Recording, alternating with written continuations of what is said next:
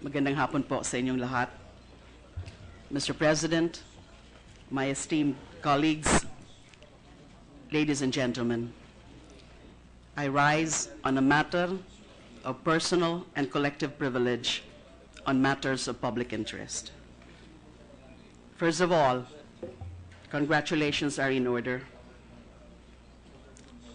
Even if he's not around, congratulations to Senator Alan Peter Cayetano for his triumphant victory yesterday and for making me realize that a committee chairmanship is not the end of everything for me as a senator.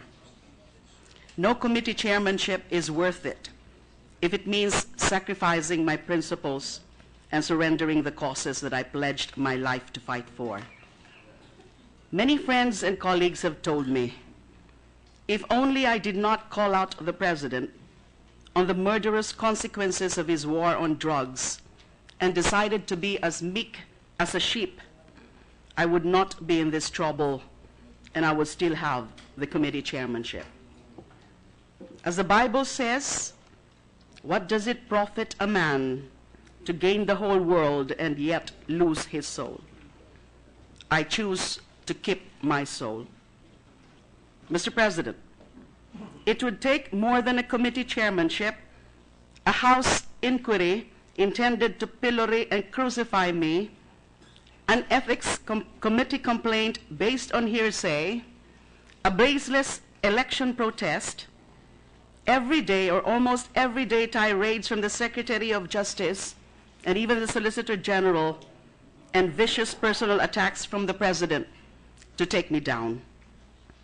I guess it would take 2 magazines of an Uzi machine pistol to also take me down. As the saying goes, everything has been thrown at me except the kitchen sink, and I'm still waiting for the kitchen sink. Mr. President, I did not expect you or the senators to defend me from the vicious attacks of Malacanang as a person, as an incumbent senator of the Republic. The least I expected, of course, is you allow me to defend myself by myself without any support whatsoever from the Senate.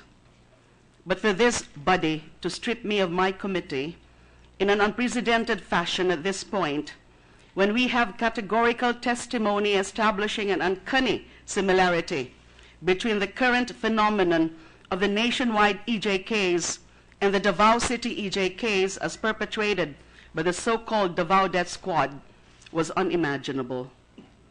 I now resolve to imagine more what the President's allies are capable of. Sinabi naman po ng Pangulo, hindi siya titigil hanggat ako ay kanyang madurog at mapadapa. With the House inquiry now ongoing, I already warned him, wag na po ninyong ituloy, mahal na Pangulo, dahil mapapahiya lamang po kayo. DOJ Secretary Aguirre has also recently pronounced that he is ready to file the criminal complaints against me this week. But these are all based on false and fabricated evidence. Sino naman po ang mga testigo nila? Hindi pa ho ako nakinig o nanood dun sa ongoing House inquiry nila. Although meron pong siyempre mga staff ko po na medyo nakinig naman po via radio or probably TV. Sino po ba ang mga testigo nila? Mga preso sa bilibid, mga convicted criminals, DOJ or NBI officials and others who have an axe to grind against me, or those who have skeletons in their closet and are now being pressured to do Malacanang's bidding at the risk of being charged themselves. Sa puntong ito, gusto kong iparating ang aking pagpapatawad sa lahat ng tumatayo at tatayong witness laban sa akin dyan sa House hearing na yan. Alam ko na kayo ay napilitan at napuwersa lamang para idawit ako sa kung anumang anomalya sa bilibid, gamit ang panggigipit, blackmail, or marahil pati torture. Ang hindi ko mapapatawad ay ang mga nasa likod nitong pag-iimbento ng mga ebidensya laban sa akin. May araw din po kayo. And what is the situation now in the bilibid? I have received reports, very reliable, credible reports, of inmates and gang leaders being taken by the Special Action Force deployed at Bilibid for overnight interrogation sessions, reportedly taken to ISAF quarters, which can also be a euphemism for psychological torture. I'm referring to the overnight interrogation sessions, all in an effort to fabricate testimony that I received bribes from drug lords. The National Bilibid prison under this administration is now a tropical gulag. Prisoners are being selected and isolated just to be intimidated into implicating me and to fit the president's narrative that I am a drug lord coddler, aside from being the most evil woman in the planet. Sa puntong pong ito, nananawagan po ako sa Commission on Human Rights na magsagawa ng checking, inspection. I-check nyo po ito, i-confirm nyo po ang tunay na nangyayari dyan sa National Bilibid Prison. Nananawagan din po ako sa Senado. I'll be filing the appropriate appropriate resolution na imbestigahan din po ang mga pangyayari na yan sa loob ng National Bilibid Prison. Pero ano naman po talaga ang ginawa ko? Wala naman po talaga akong ginawa kung hindi gawin ang trabaho ko. Kahit ang Pangulo, minsan na niyang sinambit na kahit siya ang nasa kalagayan ko, ganoon din ang gagawin niya dahil ginagawa ko lang ang trabaho ko. Mr. President, I'm not the problem.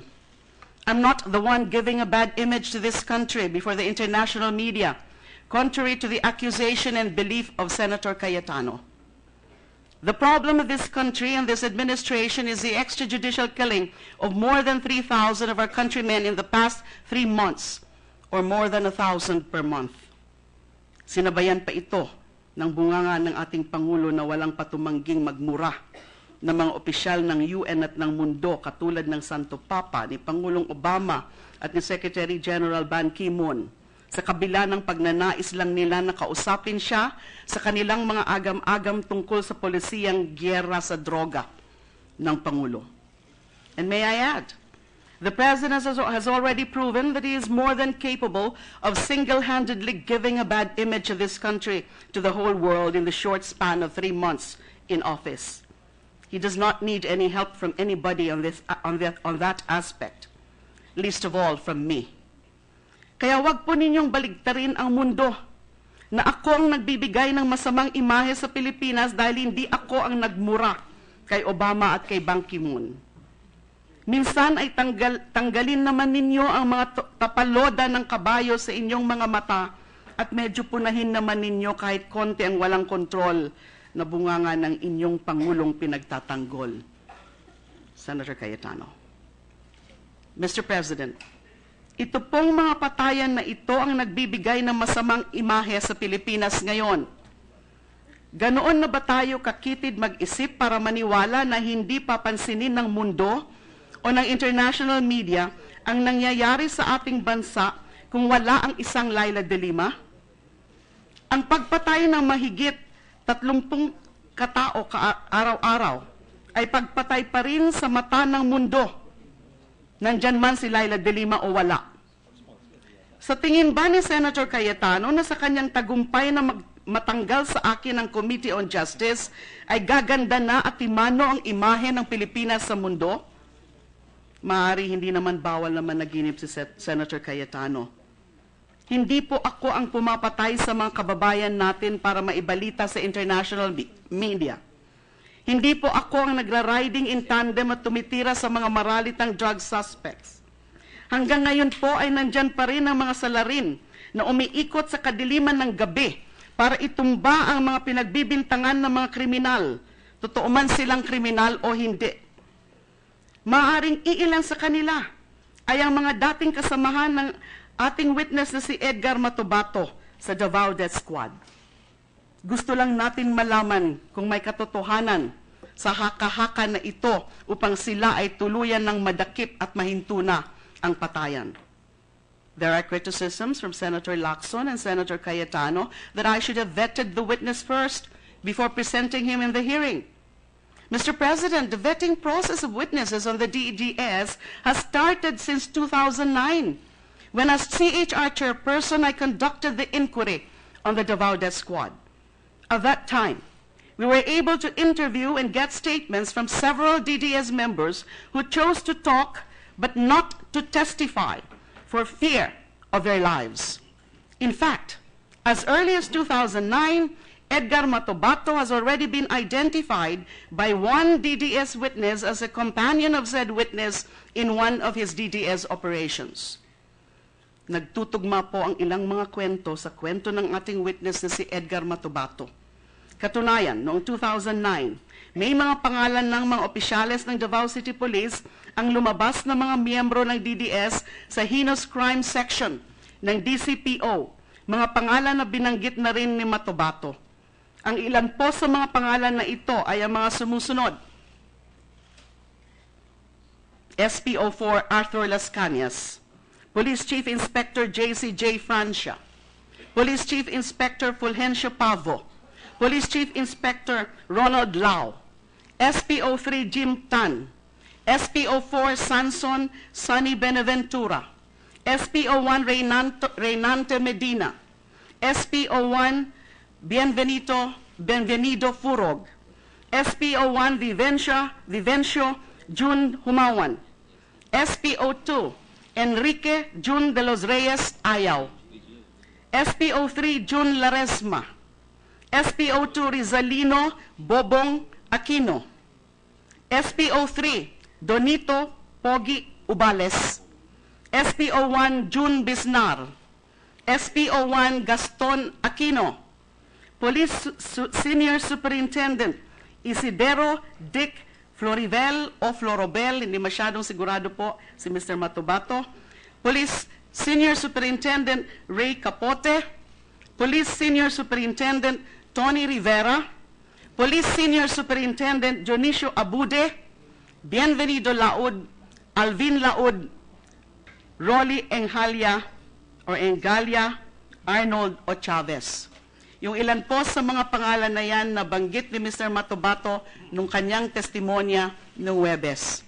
Yung iba naman po na banggit niya sa akin nung akin po siyang in-interview bago ko po pinaharap dun sa hearing na yan. Tandaan niyo po ang mga pangalan na yan at yung mga pangalan na yan, kung pwede po sana, kung nakikinig kayo, kung sino man sa inyo ang mga nakikinig, ay pag-isipan niyo na po, lalantad ba kayo o magtatago na lang kayo. Mr. President, those names compose the core group of the so-called Davao Death Squad, according to witness Edgar Matobato. Malakas pong ebidensya ang testimonya ni Edgar Matobato. Hindi ito katulad ng drug matrix na nilabas ng Pangulo na walang gustong umamin sa NBI, PNP o PIDEA kung kanino galing sa kanila ang impormasyon na laman nito. Kung ang pamantayan ng ebidensya ni Senator Cayetano ay katulad ng drug matrix ng Pangulo na parang dinowing lang ng isang 12 anyos na bata, di hamak na lampas-lampas naman ang testimonya ni Matobato sa pang 12 anyos na standard ng kanyang mahal na Pangulo. Kung minsan po talaga, ang pinakamahirap gisingin ay ang mga nagpapanggap na tulog. Mr. President, may mga binanggit na pong mga opisyal ng kapulisan ng ating witness. Nasaan na po ang mga opisyal na ito ngayon? Masarap pa ba ang kanilang tulog sa kabila ng mga binitawang testimonya ni Edgar Matobato? Kung nakakatulog pa sila, marahil sila ay inosente. Pero paano kung sila ay hindi inosente? The implication is that we have a group of serial killers and mass murderers right within the ranks of the organization which is supposed to protect and serve the people. I might be jumping to conclusions, but what if it is true, as claimed by Mr. Matobato? Was the action of the Senate yesterday, stripping me of my committee chairmanship, going to help to uncover the truth? Or was it part of the plan to hide the truth I hope it's not the latter. I still bear a great amount of respect for my colleagues. I believe that their action yesterday was born out of an honest desire to diffuse the unnecessary political complexion of the investigation by choosing a more, shall we say, neutral and non-controversial senator to lead the investigation. At this point, I'd like to sincerely congratulate Senator Richard Gordon for having been vested with the vote of confidence of the Senate and for accepting the burden of investigating the current phenomenon of extrajudicial killings. I believe in his capability to carry out a serious probe into these incidents and get to the bottom of the killings. I watched his career as a senator several terms, and I am convinced that he possesses the integrity and the courage not to be cowed by the executive and act as a mere lackey of Malacanang. I believe that he is also capable of exercising that impartiality that Senator Cayetano has repeatedly drilled into our heads that I'm not capable of. I believe that Senator Gordon bears more fortitude and strength than I did to be able to call out and censure any colleague who transgresses the boundaries of unparliamentary speech when he accuses Liberal Party senators of conspiring to overthrow the president without presenting a single piece of evidence, while accusing me of having prejudged the EJK investigation on the basis of an eyewitness account coming from a man who claims to have been an original member of the so-called Davao Death Squad until he was betrayed and framed up by his own comrades for a crime he did not commit. Excuse me, Mr. President.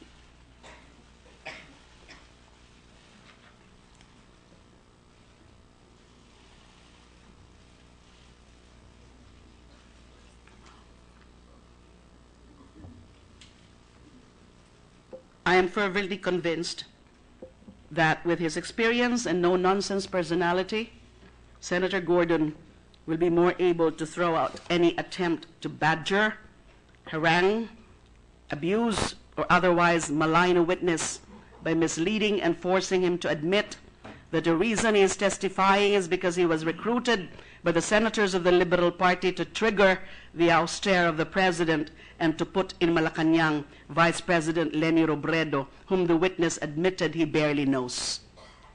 This is the kind of pretentious and hypocrite objectivity coming from Senator Cayetano that Senator Gordon will be facing. I wish you good luck, sir. I can tell you it was not a pleasant experience for me. Not at all. You can have the Justice Committee as well as the offensive and unparliamentary antics of Senator Cayetano. Package deal po yan. On the other hand, you will still have me as a member of the Justice Committee. I promise to behave and not give you a hard time. A Senator Cayetano is enough. I will not bother you with another obnoxious personality in your hearings in the Justice Committee. May nakasusap po akong taxi driver noong isang araw. Ang sabi niya ay parang magulo na naman sa bansa natin, katulad ng pagkagulo ng bansa sa ilalim ng ilang mga nakaraang administrasyon. Patayan dito, bombahan doon, mga bangkay na naglipana sa daan, mga barilan ng mga riding in tandem, mga abuso ng mga kapulisan sa mga pag-raid at pagtukhang sa mga urban poor areas, etc., etc. Sa totoo lang po, wala akong nakausap na taxi driver. Ginaya ko lang po ang estilo ng pagkwento ni Senator Cayetano para patunayan niya na ang Pilipinas ay kasing safe na ng bansang Singapore. Sa totoo lang po, medyo nabilaukan ako sa sinabi na yon ni Senator Cayetano kahit nandoon na ako sa katahimikan ng aking opisina kahapon. Kasing tahimik at kasing ligtas na raw tayo katulad ng Singapore. Hindi pa po ako nakapunta sa Singapore. Pero kung kasing tahimik ng Singapore ang Pilipinas, kailangan din bang may bumubulagta na mahigit 30 tao kada araw sa Singapore para sila ay maging ligtas?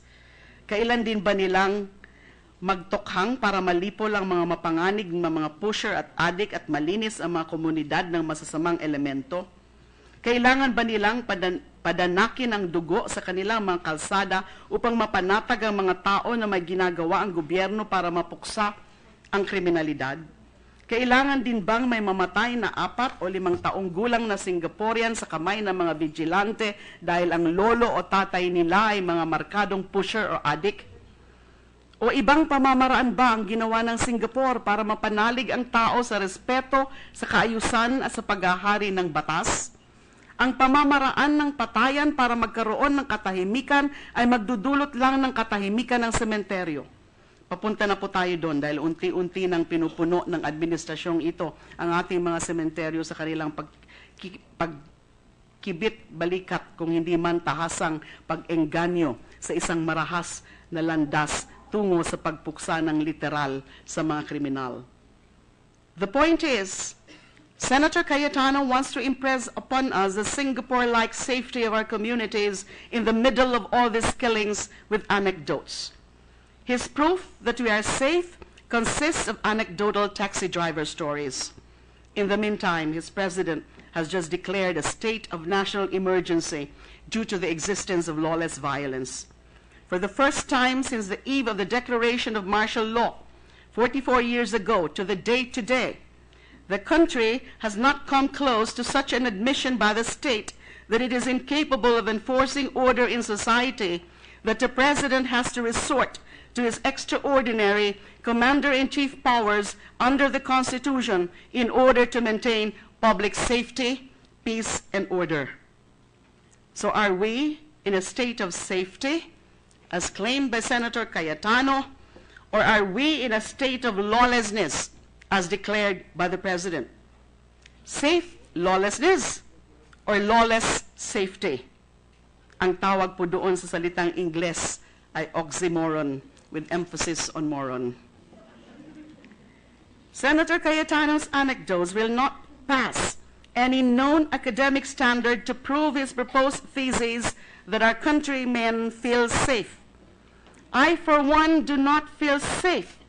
What with the President unleashing the might and power of the whole executive branch, the other half of Congress, and 1/24 of the Senate to go after me and destroy me, a single senator from Bicol who wants nothing else in the world but to be and play with her dogs at home and to see that the killing stop and justice be done to those who already fell during the night.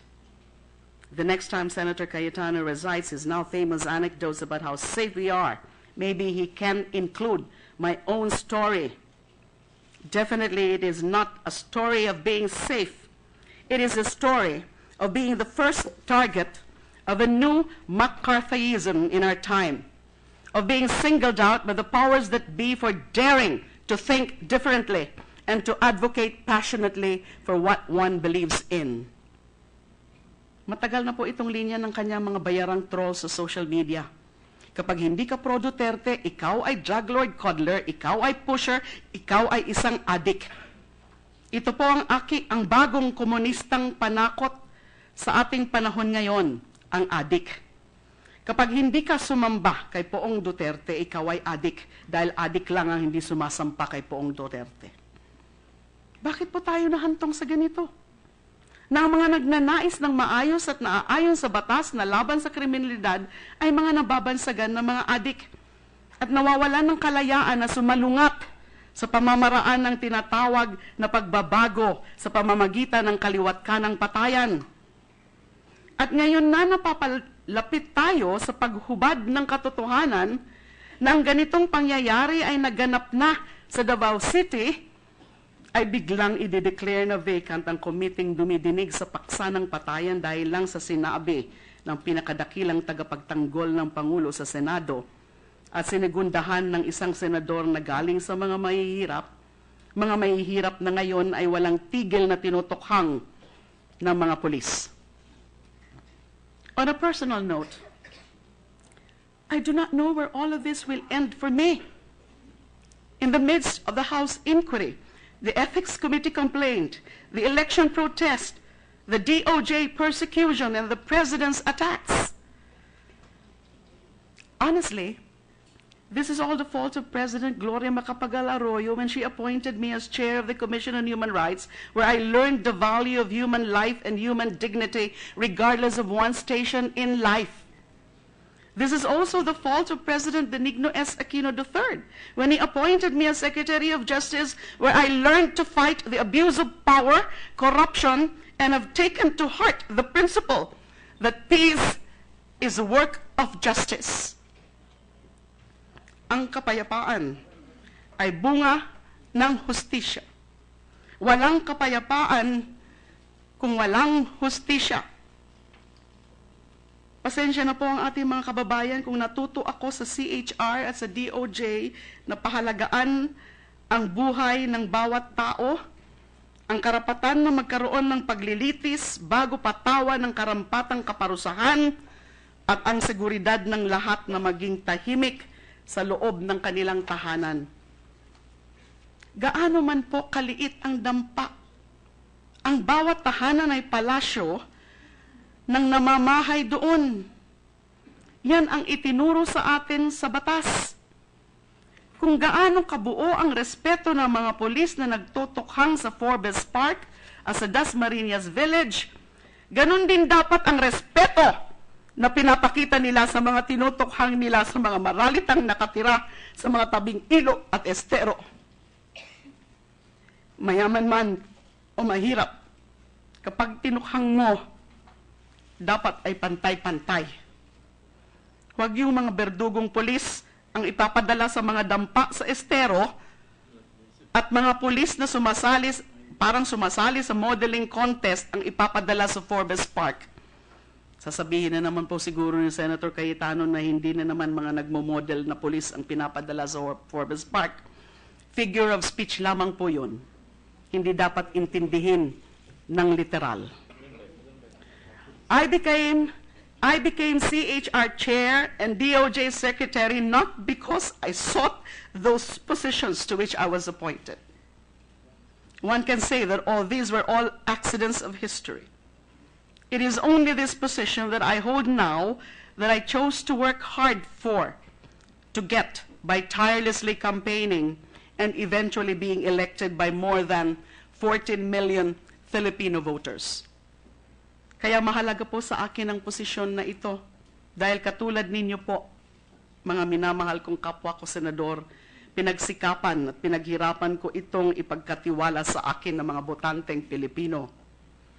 Ginagampanan ko lamang ang aking tungkulin bilang isang kandidato na humarap sa mga tao na may plataporma ng karapatang pantao at hustisya dahil minarapat nila na iboto ako sa pag-asang ang programang yon ang aking dadalhin dito sa Senado. Ito po ang programang dala ko ngayon, mga mahal kong kababayan na bumoto sa akin. Ninais ninyo na ito ang programang dalhin ko. Kung sa pagnanais kong isulong ang programang ito ay tatanggalin ako sa pagkapinuno ng Komite ng Hustisya at Karapatang Pantao, ay parang hinubad na rin nila sa akin ang mahalagang bahagi ng mandatong ito. Pero tatalima po ako sa desisyon ng Senado. Hindi naman dito natatapos ang laban. Nag-iba lang ang anyo at posisyon ng mga magkakatunggali. Pero malinaw pa rin ang adhikain at pananalig na sa bandang huli ang hustisya at karapatan ng bawat mamamayan ng mananaig, hindi ang dikta ng kapangyarihan. Sa Roma, noong unang panahon, pinagdiriwang ang mga general na matagumpay na sumakop ng mga ibang bayan sa pamamagitan ng isang parada kung saan nakasakay ang general sa isang karyote na hila ng 40 kabayo habang papasok sa syudad ng Roma. Sa likod niya ay isang alipin na may hawak na ginintuang koronang laurel sa itaas ng ulo ng general.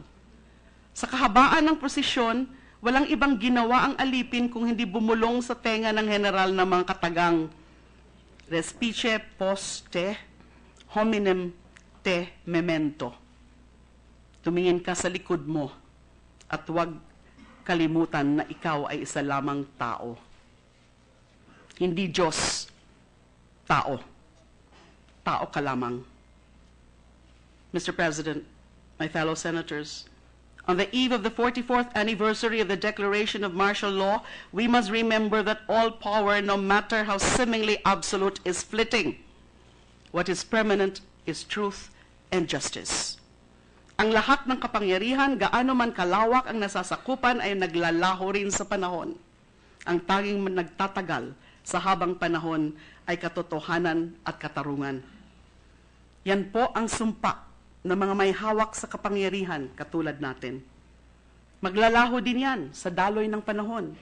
Pero ang katotohanan at katarungan ang mananatili. Katulad po ng sinapit ng Rehimeng Marcos noong 1986, ang lahat ng diktadura ay may hangganan din. Marahil hindi ngayon, pero ang panahon ng lahat ng may kapangyarihan ay may hangganan. Marami po sa atin ang pamilyar sa kwento na ito ng Roma tungkol sa alipin na nasa likod ng matagumpay na general na mananakop.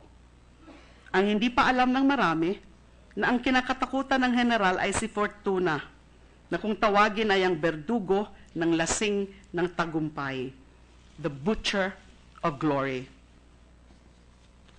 Meron na naman pong Roman terms dito para ho sigurado, may kodigo po ako na eksakto yung aking pagkakabigkas.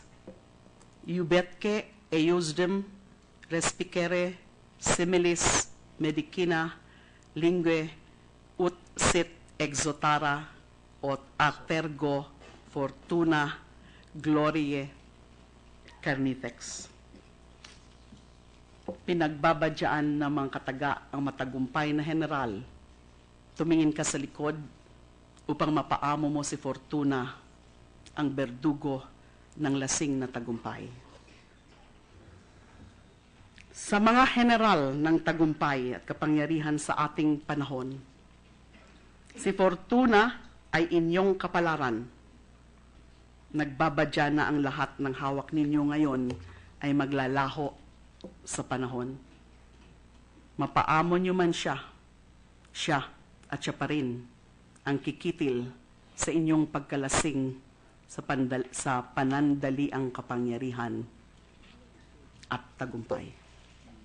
Maraming salamat po.